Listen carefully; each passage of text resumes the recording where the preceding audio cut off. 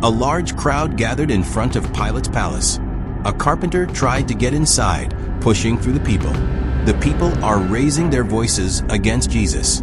Seeing them, the carpenter, feeling sad, moved forward and reached the front row. Pilate sat on his throne. On one side stands Jesus, bound and silent. On the other, a group of priests stood together. Nearby, the commander stood watching. The carpenter looked at them all. Pilate turned to the crowd, then to the priests, and finally to Jesus. He asked the priests, "What crime have you brought before me that this man committed?" The priest replied, "He has spoken blasphemy. He said, 'I will destroy the temple and rebuild it in 3 days.' This is blasphemy. Not only that, but he calls himself the King of the Jews. This is treason." Pilate said, "The Roman emperor is the only king of the Jews. What he has done is a crime. Therefore, I order him to be imprisoned." But the priests and the crowd shouted, "No, crucify him! Crucify him!" Their voices grew louder, chanting, "Crucify him! Crucify him!" Pilate stood up angrily and asked, "What crime has he committed to be crucified?" The crowd shouted even louder, "Crucify him! Crucify him!" The carpenter watched, trembling. Pilate looked at the furious crowd. The shouting kept growing. The commander turned to Pilate and said, "The people are against him. If you go against them, there could be a riot. Why bring trouble upon ourselves? So order him to be crucified." Pilate, looking at him, does not answer, but thoughtfully calls the soldiers and orders, "Take him away, whip him, and bring him back." The carpenter watched as the soldiers dragged Jesus away. The crowd follows as some soldiers drag Jesus away. A carpenter in the distance watches and sees Jesus being whipped. Tears flowed from his eyes. Meanwhile, Caiaphas and the priests gather again. Caiaphas tells them, "Pilate is wise. He believes that if Jesus is whipped and punished, we might show mercy and release him.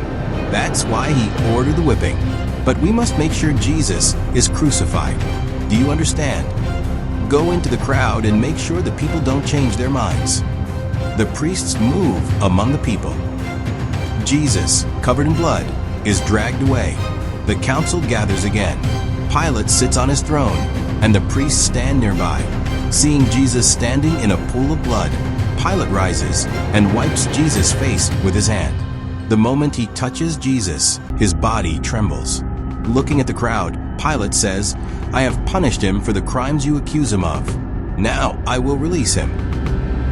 The priests and crowd shout, "Crucify him! Crucify him!" Shocked, Pilate stands up and says, "I have the authority to release a prisoner during the feast. I will use that authority to release Jesus." The crowd immediately shouts, "Release Barabbas! Release Barabbas! Crucify Jesus!" Stunned, Pilate sits back down and looks at his blood-stained hands. A commander approaches and warns him, "If you go against the Jews, there could be a major riot, like before." Pilate stands again, showing his hands to the people, and says, "I do not want to be responsible for this man's blood. Therefore I..." Before he could finish, the crowd responded, "Let his blood be on us, our children, and our generations." Pilate, stunned, looked at the soldiers and said something, which the carpenter saw, what he was saying. A soldier brings a bowl of water. Pilate washes his hands, his face tense. But as the water turns red like blood, he stares into it and sees Jesus' face reflected in the bowl. Trembling, he throws the bowl toward the crowd in anger.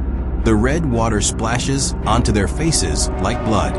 Without looking at Jesus, Pilate angrily declares to the crowd, "Take him and crucify him yourselves. Release Barabbas." Then, he quickly leaves the palace courtyard. The crowd cheers as the soldiers drag Jesus away. Meanwhile, the priests and the commander discuss their plan. Caiaphas says, "It's good that Pilate handed Jesus over to us. His death should not be ordinary. He entered Jerusalem in a grand procession, so his execution should also be a procession. It should start in the city and end at Golgotha.